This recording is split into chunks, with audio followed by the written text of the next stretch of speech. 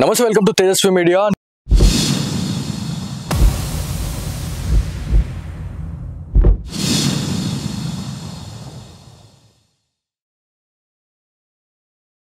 నిజామాబాద్ జిల్లాలోని ఆర్మూర్ కాన్స్టిట్యున్సీలో ఉన్నాం.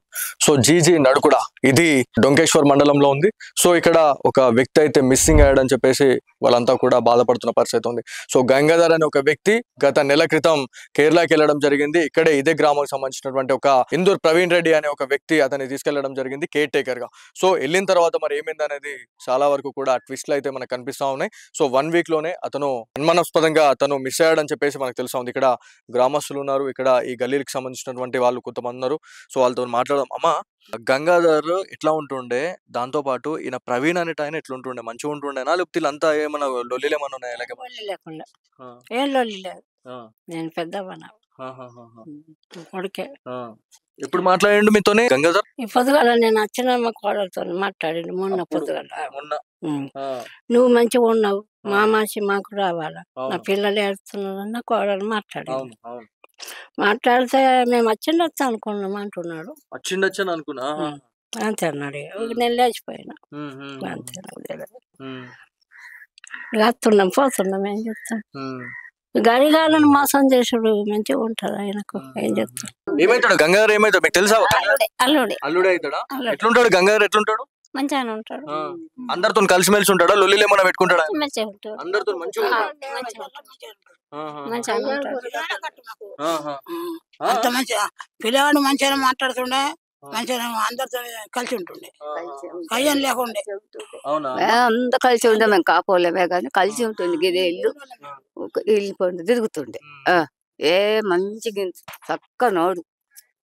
ఇప్పుడు ఈ ప్రవీణ్ రెడ్డి ఎట్లా మాట్లాడుతుండే ఇన్నరా? ఇప్పుడు ఈ ఊరి ప్రవీణ్ రెడ్డి ఎట్లా మాట్లాడుతున్నాడు, వాళ్ళ అన్నదమ్ములు కావచ్చు, అట్లా అట్లా మాట్లాడు కరెక్టేనా? మాకు సంబంధం లేదని చెప్పేసి మాట్లాడడం కరెక్టేనా? కరెక్ట్ లేదు. మందిని దొలకపోయి గట్ట చేసుడు కరెక్ట్ ఉండదు. ఉంటది గట్ల ఎట్లుంటది? ఆ సీదాకు సీదా దొలకపోయినప్పుడు ఎట్లున్నది అట్లా దొలేసాడు. అమ్మ, మీరు ఏం చెప్తారు దీని గురించి? ఆ పిల్లాడైతే మంచోడు, వాళ్ళకి కయ్యమాడినోడు కాడు, ముసలాడినోడు కాదు. గరీబ్ 2 పిల్లలు ఉన్నారు. ఆయనని ఎట్లా దొలకపోయిండే ఏమో. 2 రోజులు కాగానే కథము ఆయన వెళ్ళిపోయింది. ఆయన లెంకలేడు. వచ్చిండా అని అడుగుతున్నాడు.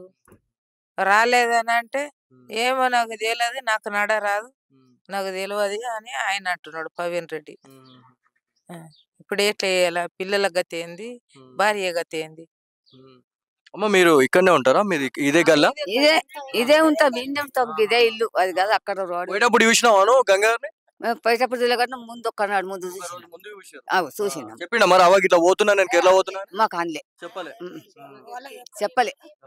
పని మీద పోయిండు అన్నట్టు. ఆ పని పోతూ తోలకపోతున్నాడు. చెప్పిండు చెల్లెని పోతున్నా, అది నేను పైలమని చెప్పిండు. పిల్లలు అందరు పైలం చూడు కొంచెం ఇంటక్కని చెప్పిండు. పోయారా అని చెప్పిన. ఇక తర్వాత ఎప్పుడు తెలియదు, చూడలే. ఇక పోతున్నా చెప్పిండు ఒక మాట.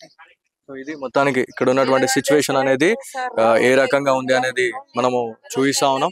ఇక్కడ తేజస్వి మీడియాని ఆశ్రయించిన తర్వాత చాలా మంది ఏమంటున్నారంటే, ఈ న్యూస్ అనేది ప్రతి ఒక్క మాధ్యమంలో ఇవాళ సర్క్యులేట్ కావాలి. ఎందుకంటే ఈ వ్యక్తిని మనం కాపాడితే ఈ కుటుంబాన్ని కాపాడినట్టయితే. ఎందుకంటే గంగాధర్కి 2 ఆడపిల్లలు ఉన్నారు అని చెప్పేసి వాళ్ళు మాట్లాడుతూ ఉన్నారు. సో ఇక్కడ గల్లీలో ఉన్నటువంటి వాళ్ళు ఎవరైతే ఉన్నారో, గంగాధర్ చాలా మంచి క్యాండిడేట్, ఎవరితో కూడా గొడవలు లేదు. సో ఇతన్ని ఇక్కడ నుంచి తీసుకెళ్లి అక్కడ మిస్ చేయడం అనేది నిజంగా బాధాకరం.